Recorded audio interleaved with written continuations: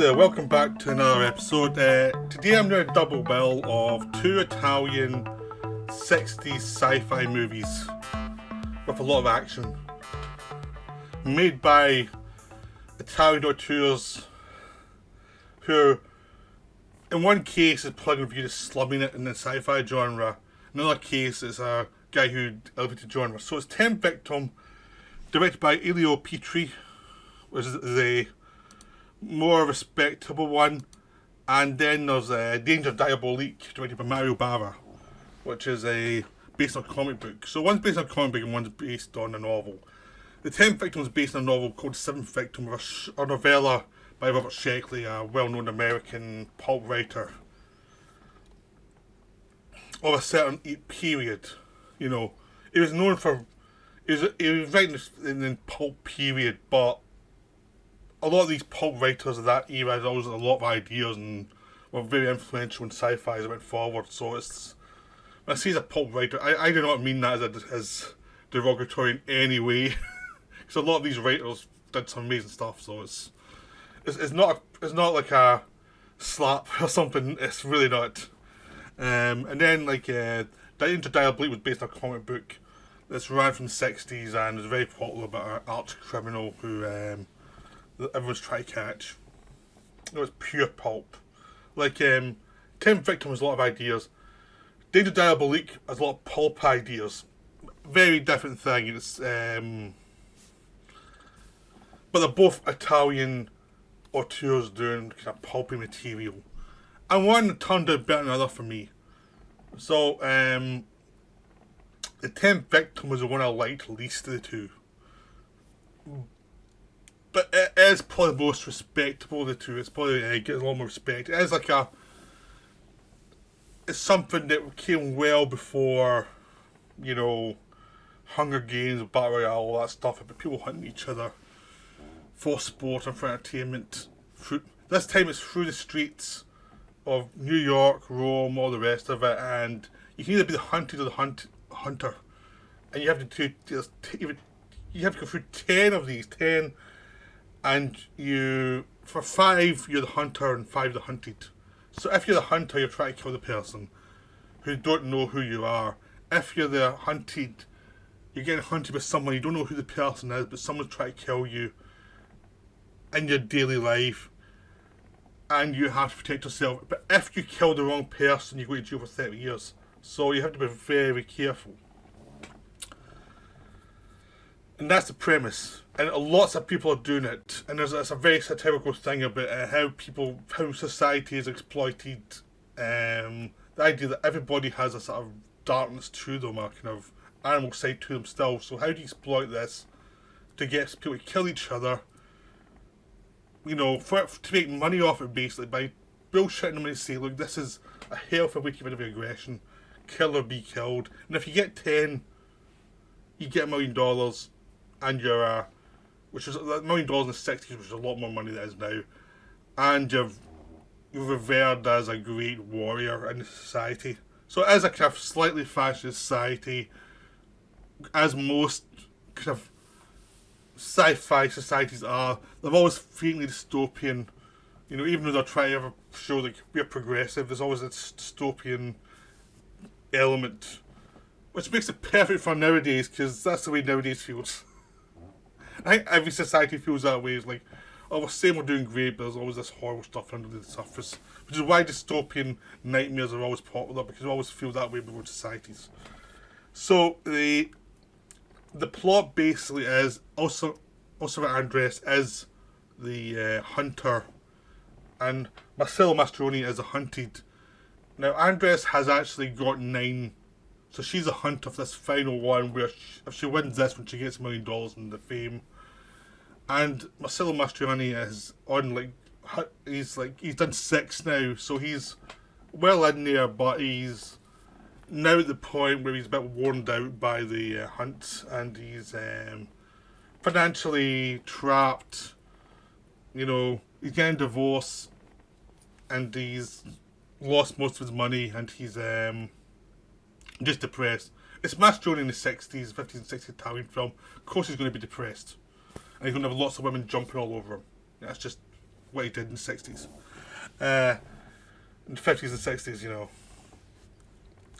So it's a fun premise. It's really satirical about the society, the idea of there's so many places you can't have a hunt. Like certain cafes, certain tourist places are no longer banned from the hunt. People are fed up with the hunt. So this idea of the hunt's going on, but it's every so often you see a hunt happen in the background, or running by the characters and they're shooting each other. It's like, what the? Oh, it's a hunt. You know, it's so well known that nobody cares anymore. It's become annoying to them. It's like that's the thing is the hunt's had its peak, and now it's kind of starting to become a slight irritant, which is a nice little concept in this big thing where you're selling this new concept, and then pretty much you're taking it from the point where it's had its peak already, and now it's like, oh god, not this again. And everyone's just doing it for the money because everyone's screwed financially, and they've even got to the point where they're saying to try and encourage the suicidal to do it. You know, there's a dark sense of humour through the film. Apparently, it's meant to be darker, but the producer said no. So the director wanted something darker. Petrie would go on from this to do a lot of stuff with Mastroianni and Volonte as actors that were much darker.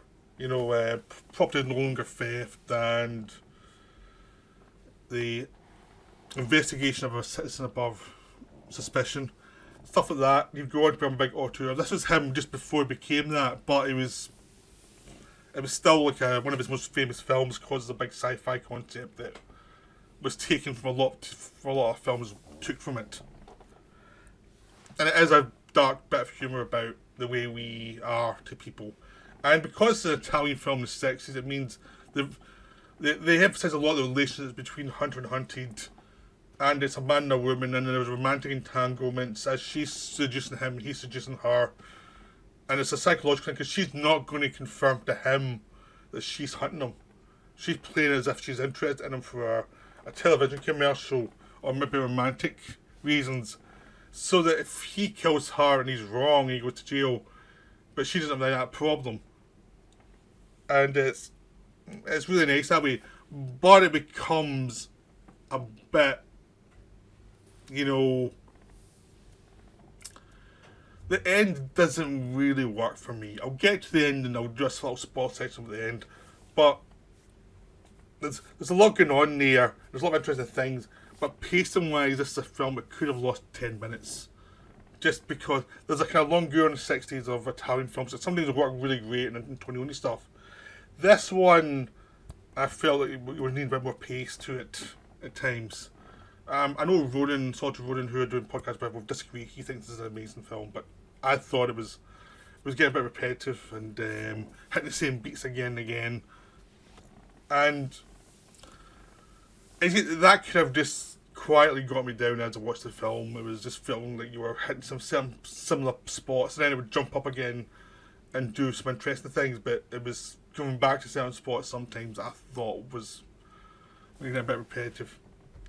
But it's still interesting, this idea of this guy. Mastroianni is a kind of guy who feels doomed and feels like he's not good enough to compete at the top level, while Andress is the one who's the top level predator, who's scary because she knows what everyone wants. You know, she uses her looks to disarm people quite easily, especially in the opening where she seduces the guy that's trying to kill her, and she's got these guns in her bra that shoots him. Yeah, that's what Austin Powers got the gag from, this film. But it's much funnier in this film because it's Ursula Andress doing it. And Austin Powers, the name Ming T comes from a company in this film as well. So they're big fans of this film. So that's the non-spoilery version of 10th Victim. I'll get to a couple of spoiler things after I talk about Danger Diabolique. But Danger Diabolique is a blast. To me, this was like a 5-star film. I've described it already as this for 12-year-old boys. This would be a perfect film, but it's directed by an auteur, so you can get the enjoyment of the fun of the film, but it's done by a really good director.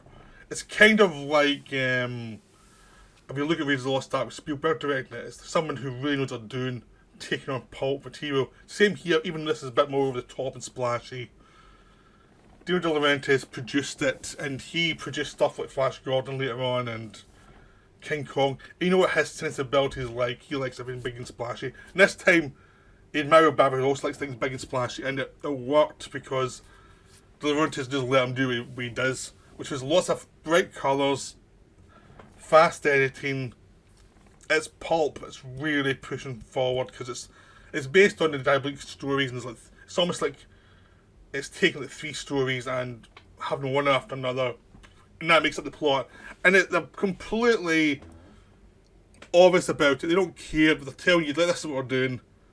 It's based on an anthology of crime, and it's great because the stylization is wonderful, but it's not over the top. The cars look great. Diabolique has an underground lair, and he's a master criminal. This is what I'm saying for a 12-year-old boy. Perfect idea of because 12-year-old boys aren't into the heroes, they're into the villains. You know. And this villain has basically a Batman cave. He can outwit everybody. He wears a mask. You see his eyes. Played by Philip John Law, or John Philip Law, I can't remember which way around. He played Sinbad later on. And he's great because he said he knew straight away the big thing about this guy was his eyes and eyebrows. So he got mascara and made eyebrows work a lot more for him and just worked that out, and pretty much that was the performance. And it was exactly right. You don't need to see anything else about him. That's all you need is eyebrows. And he knows exactly he's doing this it's a slightly campy, overconfident guy who can outsmart everybody. And that's all he needs, and also the idea of he's having fun. And that's all this character needs, and he understands it, and it's perfect. The very similar to what he did with Sinbad is I'm just going to make sure this character's fun. Sometimes that's all you need in a character, if you're in a certain type of film. And basically within about 5 years he made this film and The Golden Voyage of Sinbad, which are 2 full-on pulp masterpieces. So put him in a bit of pulp, with a good team around him, he can really deliver. He's got his wife, who's also his sidekick, and basically they're going around stealing stuff. She fancies his necklace, you see, so they do this whole big massive heist to get a necklace. He's just doing this stuff. He's already got a lot of money in this massive cave and things. He's doing it for the rush. He doesn't need the money. He's doing it just to spite people and be annoyed. And by the beginning of the film, already at the beginning of the film, everyone's after him. It's not like, oh, here's the origin of how he became great. No. At the beginning of the film, he's at his peak. He starts the film by stealing $10 million from under the noses of the police and making them look like fools. It gets so bad, they get so mad, because then, when they're doing the press conference, he spikes everybody with this gas that makes everyone laugh during the press conference. It makes them all look like fools.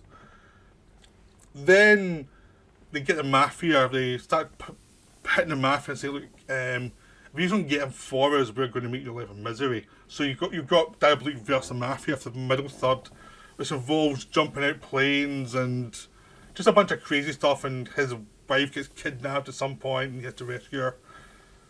And at that point you realise he doesn't care about the money. And it's just the thrill, and he loves his wife, and that's it. That's all there is. And then as it goes on, it's going back to him versus the police. And it's just great. It's just complete pulp, and he's always got a ridiculous, wonderful solution to any problem, which usually involves blowing up stuff and being one step ahead of the police's plan and messing with them and making them go where he wants them to go. And it's just wonderful. It's just great. It's pure pulp genius. And Bava just does it great. He just understands exactly what he's doing. He understands also that it's fine to speed up the camera when they're driving and make the car go way too fast and things like that. It's perfect for this style. It's perfect to sit around and float through the cave and just show off how great the cave is. It's got an amazing soundtrack by Ennio Morricone, which is one of his best. It's from the 60s. Him at its peak, it's one of his best ones. It's up there with his Dollars trilogy stuff and any of his Leone stuff. It's so good. every time you're watching it, you're just hoping for a bit more music from Leone. Not Leone, Morricone. He always delivers. It's always great. It's just wonderful. The film is just wonderful. It's pure pulp nonsense, but it is wonderful pulp nonsense. I don't want to give away any tricks. It's just like, you know Baba, you know how he likes the bright colours. This is where he got a plot that he really gets teeth into. It's a shame that he never really got the big films after this, because this showed that he could do the big films. And it's a shame he didn't get them. But again, you also realise, I'm also glad I saw the films he did make after this. So it's like, it showed you he had a lot of potential to do other stuff that he never got to do. But I don't think he got on with De Laurentiis very well. And it's got a wonderfully absurd ending that pays off as a film ending, but also pays off as a superhero ending. Whereas, like, you can't get the villain get away with it, but he's the hero of the film. But they find a way around this in a way that's just wonderfully cheeky. So the whole film is just wonderful. You don't need spoilers for this. This is just great.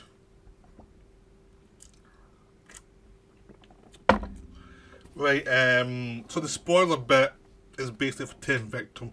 And this is the big problem I've got with the film. Really. So stop now if you haven't seen the film. They're both worth seeing, but especially Danger Diabolique. But the 10th Victim, the spoiler thing at the end is the two hunter and hunted hunters end up together and married. Where this whole thing going back and forward, they seem to kill each other, and then, like, she seems to kill him, and then it turns out he's not dead. He seems to kill her, and then she's not dead. And it ends up, she ends up tricking him to get married. It's only way for him to escape being killed, even though he's been avoiding marriage. So it becomes this romantic comedy version of the ending, when this is a much more brutal film. It doesn't really make sense. It hasn't delivered that level of you want to see these two together. Because he's repulsive. This character is repulsive. Mastroianni does a really good job of the character, but he is a total scumbag. And he's worn down and he hates life. And she's so much above his level as a character and as professional. It's like, there's no way she'd actually fall for this guy. It makes the character look a lot weaker, and it's the forcing ending that doesn't really fit. The ending should be she kills him. Like, she tricks him, lets him think he's going to get away with it, and then the last second, boom. That's what the ending should be. And I think they're trying to suggest that, because they end a gun aimed at the screen as if to say, like, she's got the gun on him. She's got someone with a gun on him. Like, he might get shot. I don't know. Because I feel that's what the director wanted to kill him. Because Josh Troy killed him. The whole idea was he dies. But he doesn't die in this film. And it's just that. And apparently it's a producer thing. Like, he didn't want Mastroianni dead at the end. Like, but the logic says he has to die. I think that's the big problem the film has. Because there's all this wonderful decor, all this wonderful stuff going on, and then it just bottles out in the ending. And it's like, well, she was obviously the better character. She was obviously the more professional character. And suddenly give her feelings for this guy who's a total loser. And she's killed 9 other people before this to get this thing. It's like, it doesn't add up at all. And the characters, she always has contempt for him a lot of the time, and she belittles him all the time. He's so obviously a contemptible character. So why would she go with him? It doesn't really work. It's a silly ending. And obviously it must have ranked with the director, because he went on to do much more bleaker films after this. This just feels weird. It just does not feel like the same film. Suddenly, it's like we're going on this fun thing of psychological thing of watching him try to work it out, and he's pretty sure, but she's messing with him. And it just would have worked better if he died, ultimately. It's not very satisfying that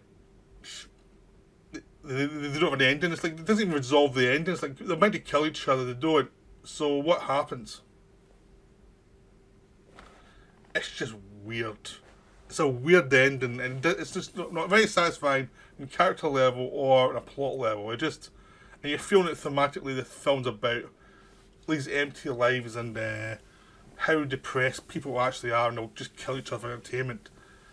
And true love gets in the way. It doesn't really work. It doesn't really feel like the film at all. It's just all about how people disappoint each other and the lack of sentimentality. And this guy doesn't like anybody, so why would she fall for him? It's like it's just very unsatisfying. So that's my problem. That's my spoiler problem with the film is the ending.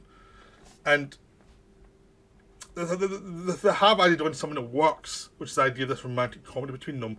But it goes too long a lot of time in the film. I think it's like could have been a bit sharper as it pushed forward, and it takes over the film and it lowers the film's quality as it goes on because it's like they just try to push for a happy ending where nothing in the film suggests happy ending, so it's just a weird compromised element that is very Hollywood, even though it's Italian. So, and it hurt the film, I think, because the film didn't do as well as expected, even though it became massively influential. And I think they had the problem as they did not stick the ending. It was like, I think it was one of those films that probably people weren't saying, it was good until the end, what the hell happened there? You know, it's just one of those things. Anyway, hope you enjoyed these. Go watch both of them, they're both very, very good. But Danger Diabolique is something special. So, that's me for now. I'll see you later.